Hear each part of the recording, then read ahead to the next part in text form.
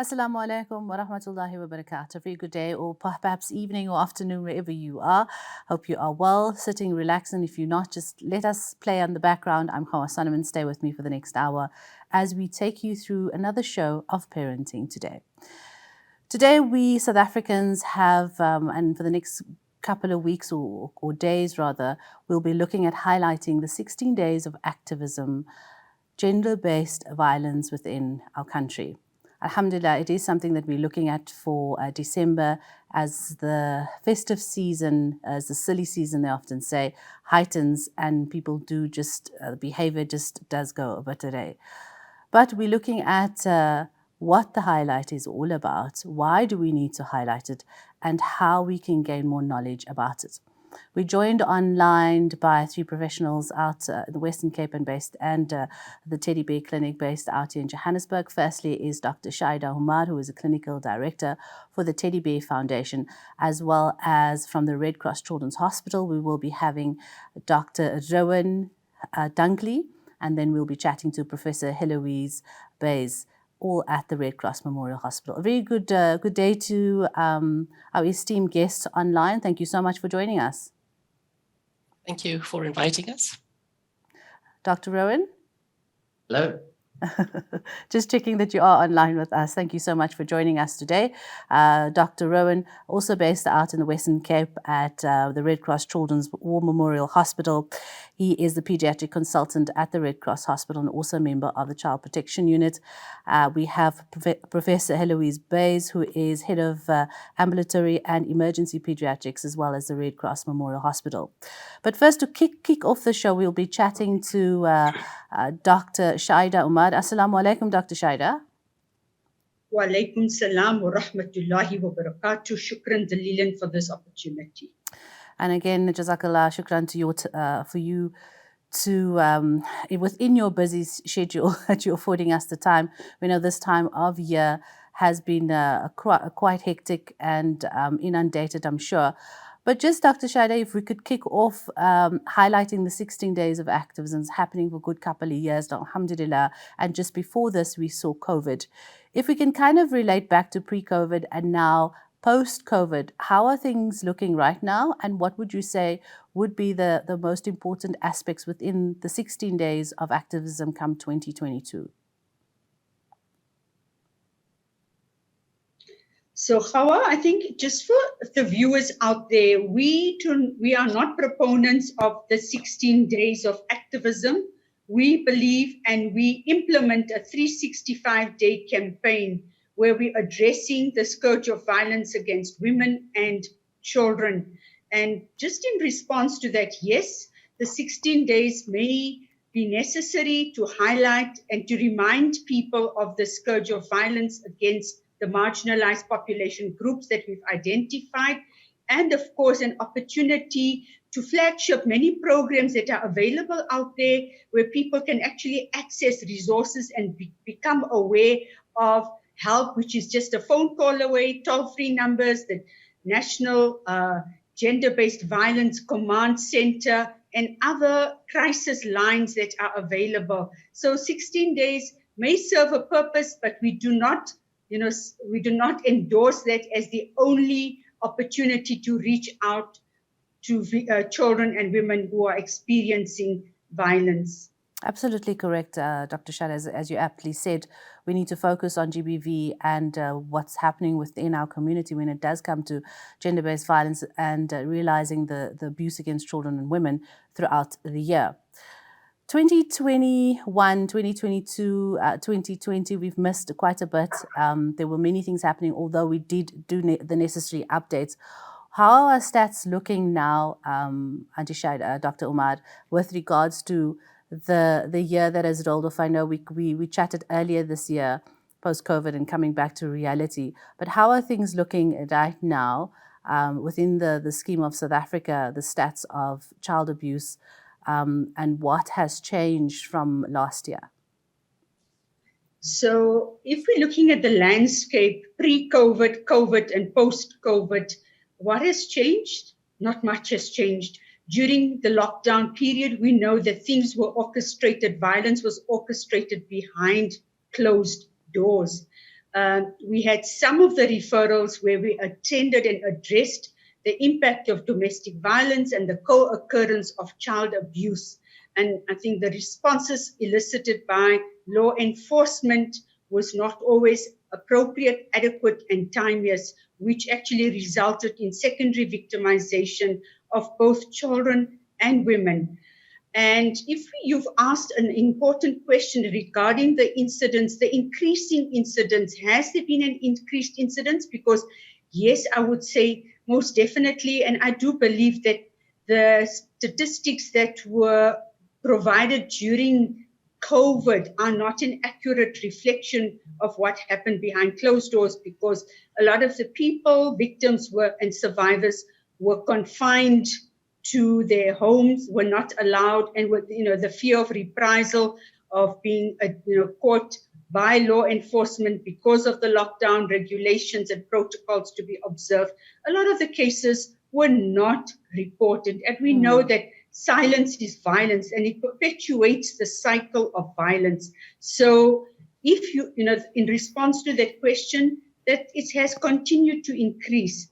If we look at the fact that 1 in 25% of women in most homes are experiencing are actually victims of domestic violence, intimate partner violence, and we know that every 5 to 8 hours a woman is killed. We see so many reports of femicide. They continue to escalate, despite the fact that we've been working on gender-based violence and the National Strategic Plan has been developed, and of course the 6 pillars in response to the National Strategic Plan has been implemented in response to the Emergency Response Action Plan by all government stakeholders and role players. So looking at children, the incidence of violence against children, that has continued to escalate, and we're finding that on different levels, more and more children are being violated at home. Home is supposed to be the place of safety, protection, a place of hope. Unfortunately, many children are victims of violence within that immediate context.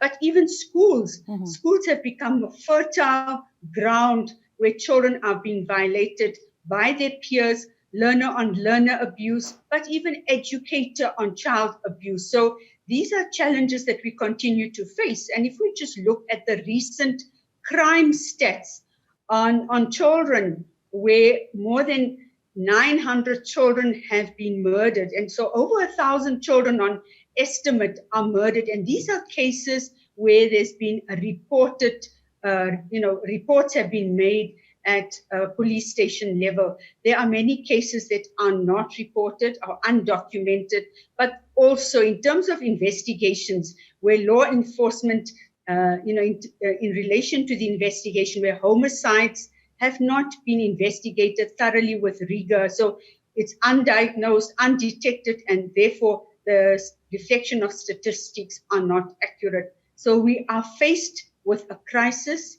It is a pandemic. Gender-based violence continues to remain a pandemic, and it's a matter of urgency where we need to bring in different people. It's a multi-dimensional, multidisciplinary approach to respond to this crisis. And if we look at the theme for gender-based violence this year, it talks about unite. We all need to unite. We need to stand together to end the scourge of violence against women and children. However, what this highlights and brings in a very important element, that we need to bring in the boy child and the male in this conversation, in this dialogue, that they need to be part of the solution. We've labeled them, identified them as the problem, but we need to bring them into engaging them, to take a sense of ownership and to drive this process to fight the scourge of violence against women and children. Thank you, Dr. Shaida. Professor Louise, if you could come in here and just relate to us, what are some of the challenges that the hospitals do face, at least at Red Cross Hospital, that they face coming in as the first responders at the hospital, you being, the ambulance visiting your emergency ward. Are people coming in through the ambulance or with, one-on-one individuals when abuse cases have walked in to the hospital, and what are we looking at post-COVID as well, Professor Louise? Okay, so thank you for that introduction and the detail that Dr. Omar has done to outline the problem. Yeah. So Red Cross Children's Hospital is primarily a referral hospital. And so our children need to be referred in, but many children do come directly from home. And the problem with child abuse is that it is ugly and has many faces. And so the one where the child has been beaten or has been burnt or has broken limbs or fractured skull, those are easy to detect, and they go directly to our trauma unit and are seen there. But there are other forms of abuse that need to be filtered and selected from the huge number of children that come through our front doors. We see about 3,000 children per month coming through our front doors. And within that, we've got to be able to recognize the abused child. And that can be quite tricky. There are many forms of abuse which don't involve physical injury. So, for example, emotional abuse could be, where a child is victimized, is always being put down, either in the family or at school or within society. That's actually extremely damaging. Children can also be abused by exploitation. They could also be exposed to very harmful things on the social media, pornography within the home, violence within the home, and also being drawn into this horrible pornography that involves them. Yeah. There's sexual abuse, which we know affects both boys and girls, that we need to find. And it's not easy to find sometimes because children are fearful and they don't always understand what has happened to them. And so it requires a good deal of detective work by our social workers and our child protection unit headed by Dr. Dunkley. There's also this issue about child trafficking. Many of us don't actually know the extent to which this happens, but I am told that South Africa faces a huge amount of child trafficking, and we don't even know it, where children are collected, exploited, enslaved, and maybe even put to child labor. And then there's other more subtle forms of abuse that can be difficult to recognize. For example, neglect. Now, neglect can be tied in very much with poverty, which is not really the family's fault. It's really for the society to pick up on. Inequality, hunger, those are things that can also hide or taint things differently. So those are the challenges at the front door, is trying to decide who has been abused or not. And then we need to be able to put them into the ambit of our child protection team. And perhaps Dr. Rowan Dunkley can take that up from here. Yes, we will chat to Dr. Rowan just after this short break. Dr. Rowan, please stay online with us. We'll continue this conversation highlighting GBV and, yes, 365 days meant to be highlighted within the 16 days of activism, but more on that and our various guests online. Do stay with us. Back in a moment.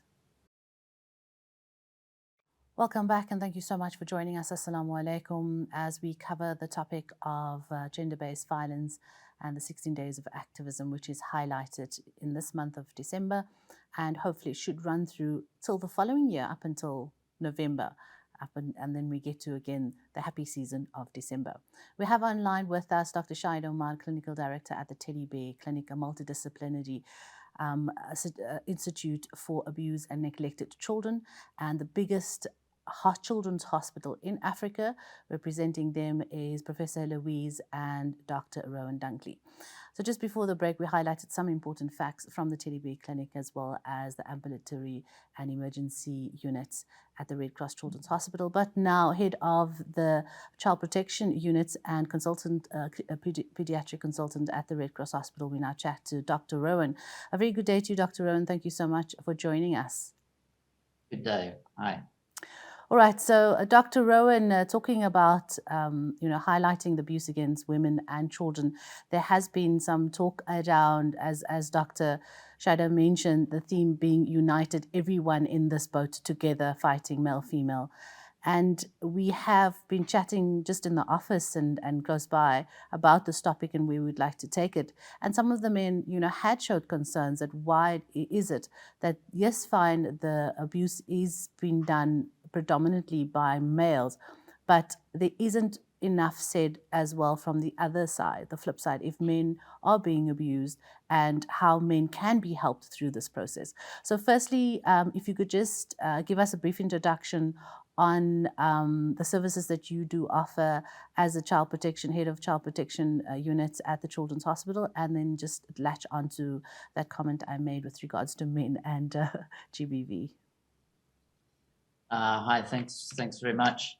Red Cross is a health center, and as such, we're not dedicated for seeing children who have being abused as such, but we have children coming in through our outpatient department. We have children coming in for usual care of their kidney disease or cancer, and then children presenting to the trauma unit with injuries.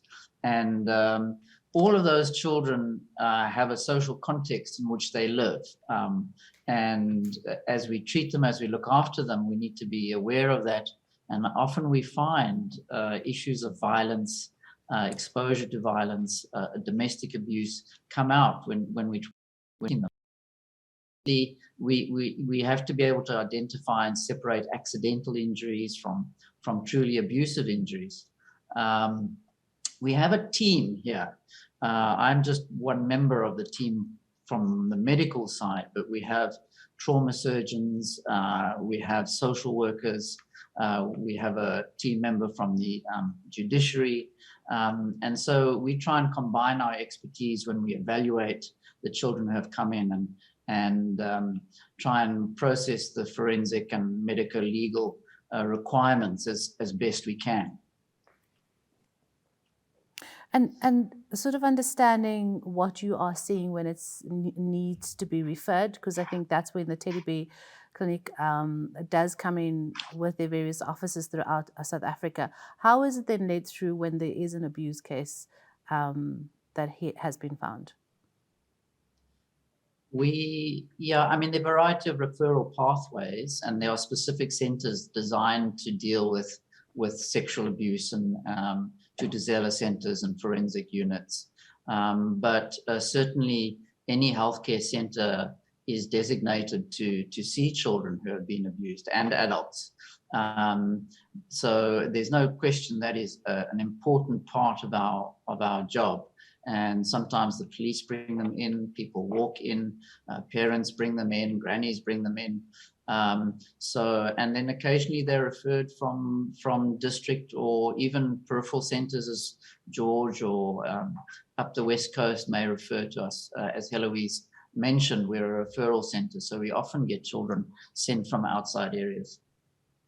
So, Dr. Scheid, if I could bring you in here, understanding the role men and boys can possibly play in highlighting this scourge, and as you rightly said, it is a pandemic of a different kind. We were hit with COVID, but there was a lockdown that took place, and sometimes there's a lockdown of a different sort in some homes. And as you've mentioned, unfortunately, the perpetrators are those closest to the victims. Can you kindly, guide us on some of the tactics and ways and mannerisms we can use within our community, and maybe starting within our household, to highlight the importance of the abuse when it does happen, how to recognize it, and how men can play a role through that process? So how you asked something which is so close to my heart. I think if we just look at dismantling the patriarchal constructions, the whole notion of patriarchy, which is so deeply entrenched in every home as we speak, regardless of race, creed, color, religion, socioeconomic status, what we find that the gendered norms and values that are, of course, speaking to stereotypes, where we see that the primary nurturer, the primary caregiver, who is the primary nurturer in most homes, we know that it's usually the maternal figure. It's the biological mother, or it's the gogo, or it's somebody, a significant maternal figure who is raising and socializing children, and who is actually prescribing specific roles, having specific expectations of the boy child and of the girl child.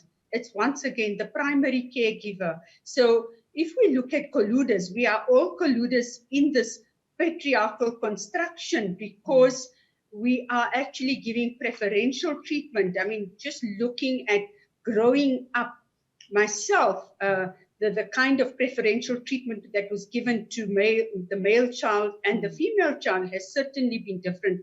But in working with many clients and working on many different interventions within the diverse communities, this continues to remain a challenge. So in response to interventions, what are possible promising interventions in addressing and breaking down the gendered norms, the stereotypes?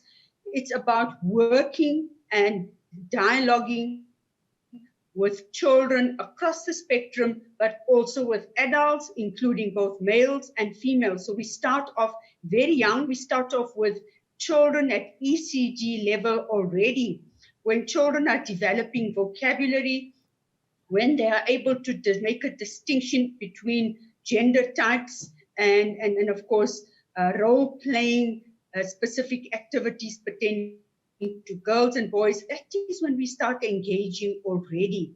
So starting with them at a very tender age, speaking to children about rights, responsibilities, acceptable, unacceptable behaviors, and making them aware of actions having consequences. Of course, it's age appropriate. And these are programs that we have already embarked on. We have implemented over the years, and we have promising outcomes because we continue to do monitoring and evaluation where we do pre-testing and post-testing to see and of course address the efficacy of the program. So empirical-based evidence to support interventions and continuation. So in our work with children, we include with older children, both boys and girls, and we look at analyzing values and attitudes and breaking down those stereotypes. So the important thing here is that we do a lot of, depending on the age group, the facilitation will depend on, of course, the stage of development of both girls and boys. So in terms of values and attitudes, where they come from, is multiple partners acceptable? On what grounds? Females, are they allowed to have multiple partners? Males? And the responses are quite diverse, but what comes out, the compelling information that the male child sees themselves as the preferential one, the selected one, the favored one, that they have rules that apply to them differently in favor of their gender, and of course for females who are expected to be timid, submissive, and subdued. So even looking at dating relationships and negotiations. So just to summarize, what we actually do is, of course, we have robust discussions and of course, engagement with each other, the different genders coming on board, challenging each other, unpacking it, but even more so with role plays and assuming where they exchange the identities of the opposite gender and what it feels like. So it's developing and putting themselves in the shoes of the opposite gender and what it feels like for them to understand that the female that has been violated could be their sister, their daughter, their mother, their grandmother. It could be anybody close to their heart. And the responses that are elicited in these role plays are actually phenomenal. The emotions that emerge. So it's basically taking them through practical examples, practical situations, sharing case scenarios with them. And this is carried on throughout high school and even into the workplace, where we engage with both male and adult females. And when they have to assume different roles in terms of identity, in terms of their gendered orientation, it's amazing the kind of responses that emerge. And, they actually take ownership of that process. So there's a lot of work to be done. A lot of work is being done. And we need to continue working together, as you so, clearly articulated, that this is a united effort. One needs to work in collaboration, in partnership. It needs to be coordinated across the sector. So it's an intersectoral approach where multidisciplinary professionals and people out in the community. We cannot exclude our community-based organizations, your barefoot community workers. We need to get everybody on board to reach out, to engage in these dialogues, to create platforms for exchange and understanding and developing more insight into the violations that are being inflicted. And the more we get that, the more we're going to find that people are going to assume ownership in driving the scourge against this violence. Dr. Shaida, so much has been said and now so much has been left hanging with regards to your comments, and it's also beautifully said, and hopefully, inshallah, may Allah grant us the understanding through that to take it to our communities and firstly our homes so that it can filter through to the rest of our institutions and our schools and really see what's happening behind closed doors and sometimes even open doors. Dr. Shaida, it was a pleasure chatting to you. I know that your time is a bit limited. We really appreciate your time as always, but we'll chat again soon, inshallah. We'll definitely leave the details of the Teddy Bear Foundation's clinic and all other necessary activities on the you can contact them via their website. All the best till we chat again. Assalamu alaikum to you, Dr. Shaida. Wa alaikum salam. There we have it, representing clinical director for the Teddy Bear Foundation clinic, which provides free holistic services to children and families affected by abuse. Online still we have representatives of the Red Cross Children's War Memorial Hospital. When we come back after the short break, we chat again to Professor Hilaal and Dr. Rowan after this short break. Stay with us. Welcome back, everyone. Assalamu alaikum, wherever you are in the world. Remember, you can watch us if you're doing that right now and you want your family, any of your friends and colleagues possibly who are over the lands and across the beautiful seas. They can do so via our live stream page, which is on our website, www.hilaal.tv.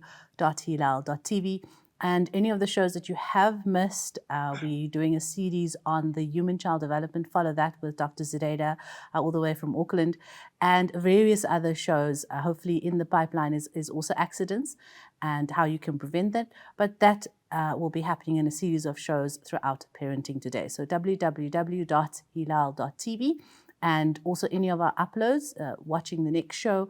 Watching the show the next day can be seen on our YouTube channel. So 16 days of activism within the December year in South Africa. We're highlighting and gender-based violence. Earlier, we were chatting to Dr. Shaida Humar, Clinical Director for the Teddy Bear Clinic Foundation, which provides services, holistic services for children and parents within an abused situation. And I must say, reading up on some of the information available on the Teddy Bear Clinic's website, you can, seek any sort of help whether it is coming to actually report a case, going for the necessary psychotherapy, preparing kids when they do need to maybe, speak to someone, even to the point of a court case. So the Teddy Bear Foundation doing some great work there. Still online, we have Dr. Rowan Dunkley and Professor Hilaal based at the Red Cross Children's Memorial Hospital. Dr. Rowan, if I can come back to you and understanding the role that the child protection, Dr. Rowan Dunkley, you with us? I'm here, okay. Yes. The role that the Child Protection Unit plays at the Red Cross Hospital, it being the biggest hospital in Africa, it must see many, many cases and branch out to many other units and facilities. When it does come to, other cities, visiting Cape Town, because you're based out in the Western Cape, is there any other organizations that the Red Cross Children's Hospital and the Child Protection Unit specifically latches onto or works with that the viewers can be aware of? We're in the process of developing our service and trying to improve those links with the community and other services. So at the moment, we're linking with other forensic units. The Western Cape has Tutuzela centers and forensic centers, making sure that our protocols are aligned and that we work with them for training perspective. We also link with our sister hospital, Tygerberg Hospital, for expertise. And then there are numerous non-governmental organizations, particularly in the realm of counseling and post-trauma support. We don't have that facility within the hospital. So that's an area where we really do liaise with outside services, Childline, Child Safe, Lifeline, organizations like that. So, Professor Hilaal, if I could just latch on to you with some of the cases that are commonly seen at the trauma units, what are they? How are they seen to? Because at the end of the day, these are minors, some, if not always minors, accompanied by their caregiver.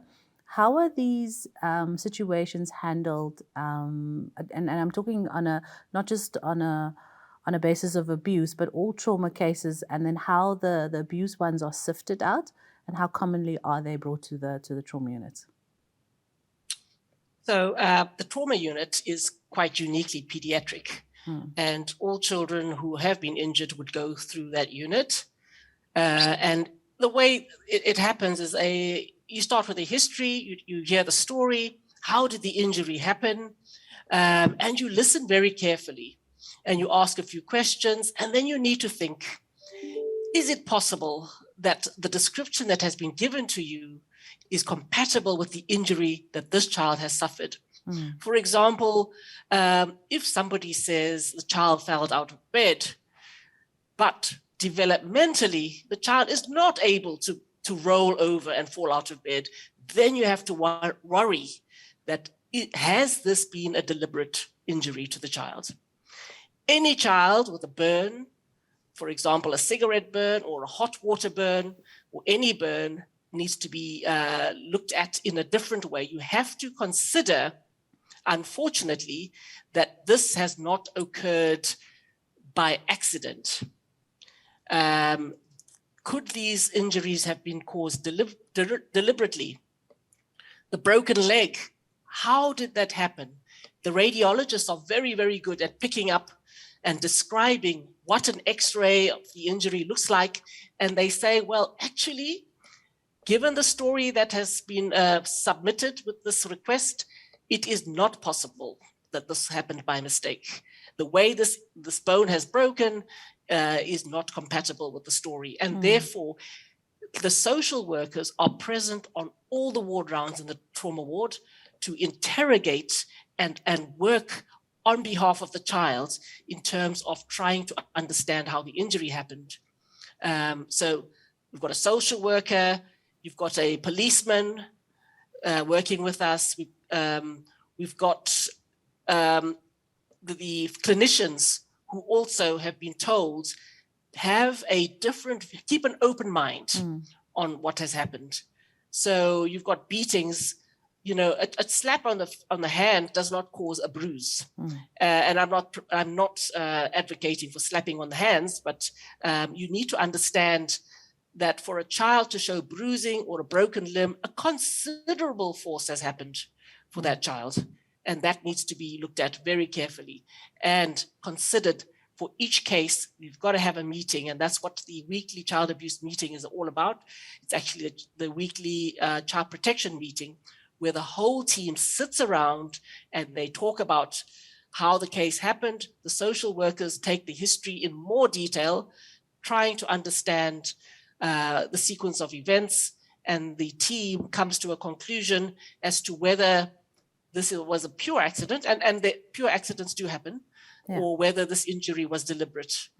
And then this gets the ball rolling in terms of how to protect the child further. I'm so glad that you highlighted that, because as Dr. Shaida Umar mentioned, this is just not a 16 days promotion and awareness. It happens 365 days. They are dedicated units, institutes, organizations, and meetings, as you said, that happens, as you said, on a weekly basis to pick up on child abuse cases, because it happens every day, every 2 minutes, if possible, as stats have showed us.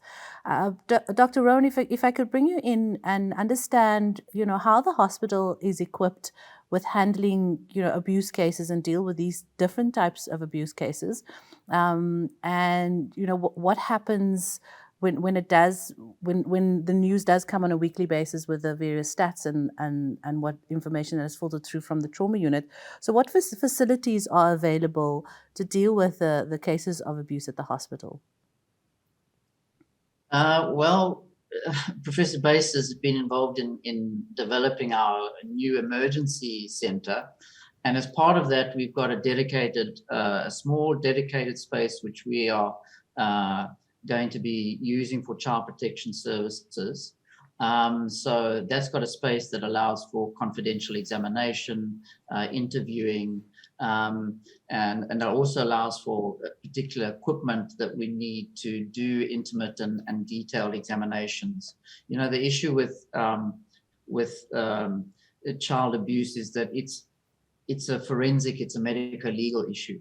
And while doctors are very well trained in caring and looking after and prescribing, the training and in the forensic field and the issue of documentation for medical legal purposes is not as good perhaps, and it's also an area that many people are very fearful of.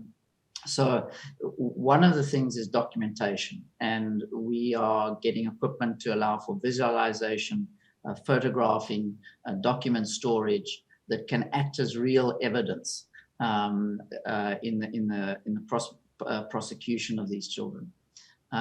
So that's a very exciting development, and we hope that we can use technology that is transferable, because the Red Cross can't be the only center that's seeing these children. We're not the only center that's seeing these children, but we want to be an example. We want to try and develop the system, develop ourselves first, but also then hopefully develop in the broader community and smaller hospitals the kind of skills and equipment that is needed.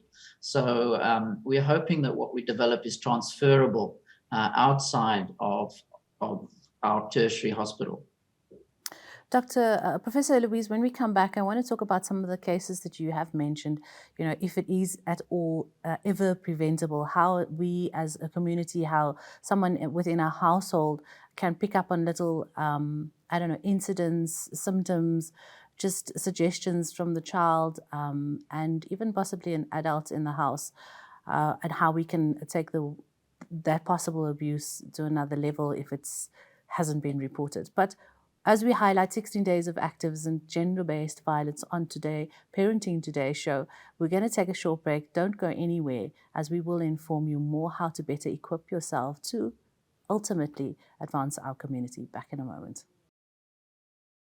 Assalamu alaikum wa rahmatullahi wa barakatuh. Good day to where you are. I'm Hawa Solomon as we wrap up our last few minutes, but not the end of conversation. This is actually the start, the beginning of new conversations. And every year we say this, but yes, we spoke about it last year, and we come to this point where we highlight it again to revive that talk once again, relating to gender-based violence, and possibly how you, men, the boy child, can also play a role, as well as looking at the 16 Days of Activism, where women and children are unfortunately victimized in their home, their communities, and sometimes by their partners. Welcome back to Dr. Rowan Dunkley, as well as Professor Hilaal from the Red Cross Children War Memorial Hospital, based out in the Western Cape, the biggest hospital in Africa, biggest children's hospital in Africa, and we hope to see them more on our channel with the various fundraisings that they are having and will have and are currently having. But Dr. Rowan, if I could just, Professor Louise, if I could just quickly bring you in to talk about some of the preventable measures that we can take and act on within our home when there is just that sixth sense of, is that child okay? Is that lady, is that mom, feeling good? She just doesn't, there's a mark, or she just actually doesn't look right, or she doesn't sound good.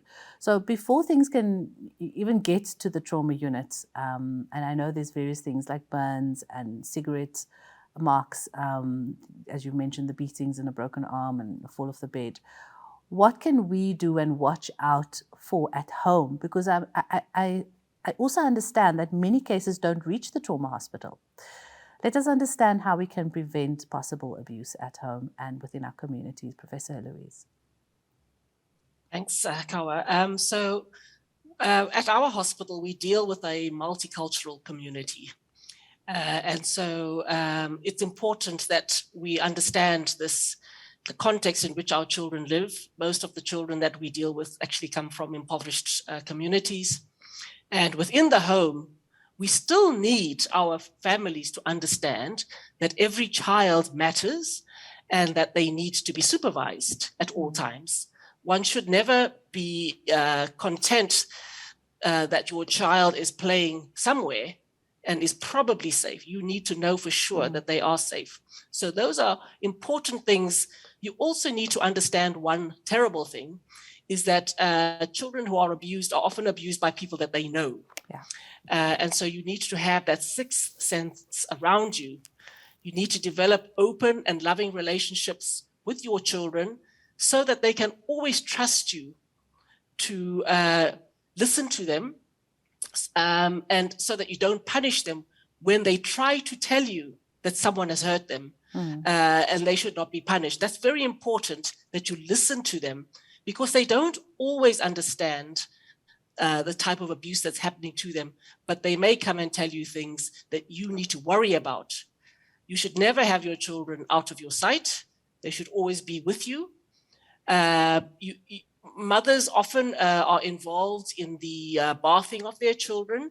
And if there are marks in the body that look odd, they should always understand how those things happen. And you've got to be able to believe your child if they tell you that somebody they know has hurt them.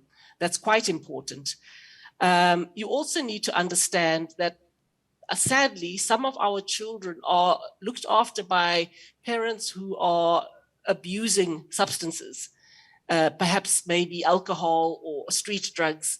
And this leads to neglect and sometimes deliberate harm to our children. So it's good for the community to be looking out for each other. Everybody should look after somebody else.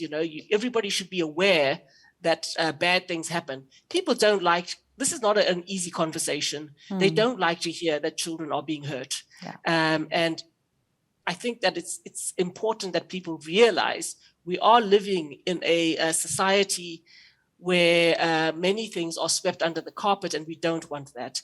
We want our children to be kept safe, and we want the parents to be there for them at all times. Yeah.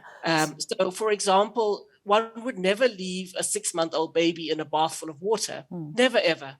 Because the minute you turn your back, that baby's face could be under the water. Likewise, never have any access to plugs, the plugs where the kettles are placed, where any heaters are placed. All those things you need to consider. What if my child were here? How can I place the furniture differently? How can I safeguard my child in the home? So all those things need to be considered by both mother and father because they are both responsible for looking after their child. How important it is for the caregiver also to get the necessary training? Because often we get a nanny or somebody just to help out, or a babysitter when it comes to looking after our children, and no mother is ever too paranoid to be paranoid. So just guide us on outside people when it's not just the mom and the dad. So that's an important point to raise. You would not leave your child in the hands of a stranger without knowing what they know in terms of what to do in terms of keeping your child safe. So you need to have a detailed interview with anyone that you hire or somebody that comes into your home to look after your child. You need to be able to check on their references. So you do need to ask these questions. It's not because you are being finicky, but it is important from your child's point of view that their safety is paramount. You need to also be aware that there are training programs which are readily available to teach new carers for children how to take care of them, how to prepare feeds, how to make them safe. There are laws regarding swimming pools, for example, that many people ignore. You are supposed to have covers and fences and locked fences. We have many children who have accidents with water. Buckets, for example, that are used to mop the floor should never be left around a child who is able to pull themselves up because once they topple into a bucket of water, dirty water that's been used to mop the floor, they don't have the developmental strength to get themselves out of the bucket. And so terrible accidents happen that way. So we also have available, you can also access training courses on how to do basic CPR, basic resuscitation. It is within the reach of many people. We've also got a child safe foundation here at the Red Cross Children's Hospital, and they are always willing to provide advice on safety in the home. Dr. Rowan, sorry, Professor Louise, to break in there. We've just got a few minutes. We've got a few minutes. We've just got a few minutes left, and I just want to bring Dr. Rowan in as well. Just taking into what Professor Louise have mentioned, what can we learn from these cases and support the children, and make the voices heard when it comes to men also standing on the sidelines? I think men do have a key role. I think violence is unfortunately,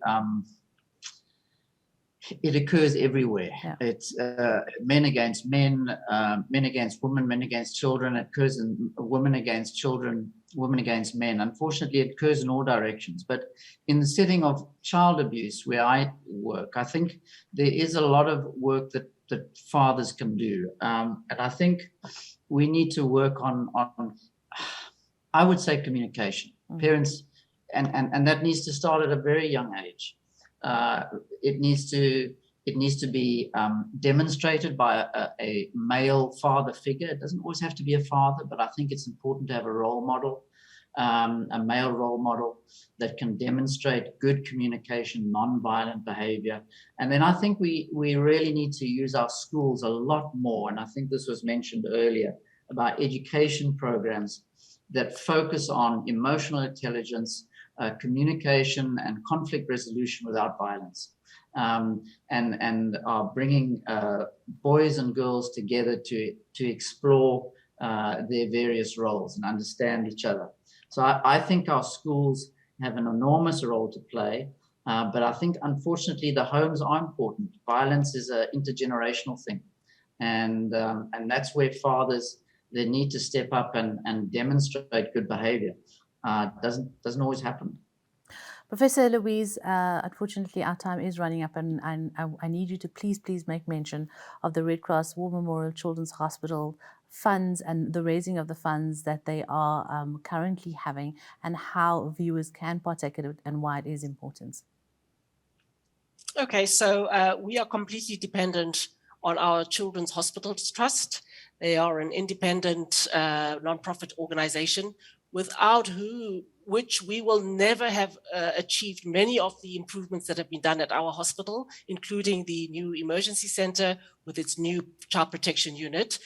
They have raised over R1 billion to date. Wow. And they use every penny that the public give to them and donate for all the projects. They don't use it for anything else.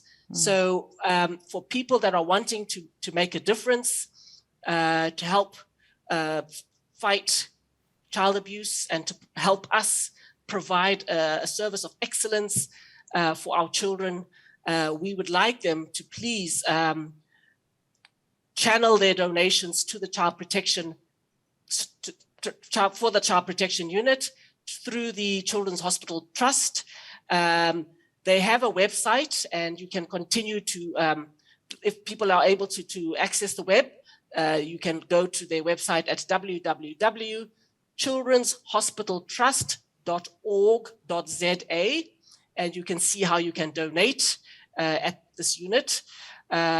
We would really, really appreciate if people would dig deeply to help us realize this really important project, particularly in the 16 days of activism. But of course, donations can come throughout the year for any of the projects that the Children's Hospital Trust are helping us realize better care for all our children that come to us. And as Professor Louise said, every cent goes to this much worthy cause to upskill the facility, the units, the personnel, only to benefit those children who are unfortunately found in a sort of a negative environment, and they need to be surrounded by holistic, positive, happy, and I think a growth for their healing, a place for their healing. Thank you so much, Professor Hilaal Base, as well as Dr. Rowan Dunkley, for your time. We pray that the Almighty guides this project and many others, and that people do dig very deep into their pockets and support this worthy cause.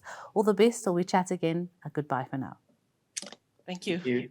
Bye-bye. You. Thanks so much. Dr. Rowan and Professor Hilaal, please follow the link, and you can donate generously. Do donate generously on these various courses, especially to the biggest children's hospital in Africa, who gets referrals from around Africa and based out in the Western Cape. Thank you so much to Professor Hilaal and Dr. Rowan Dunkley at the biggest children's hospital in Africa, who sees a surmountable amount of cases of different sorts from a beautiful rainbow nation here in South Africa. They're based out in the Western Cape. Channel your donations as little as R1, if that's what it is. We have pensioners giving. We have thousands of rands coming in. We have families getting together to support. So this will go to every cent will go to a worthy cause to upskill their unit and the children that need holistic, loving growth through the abuse that they have experienced.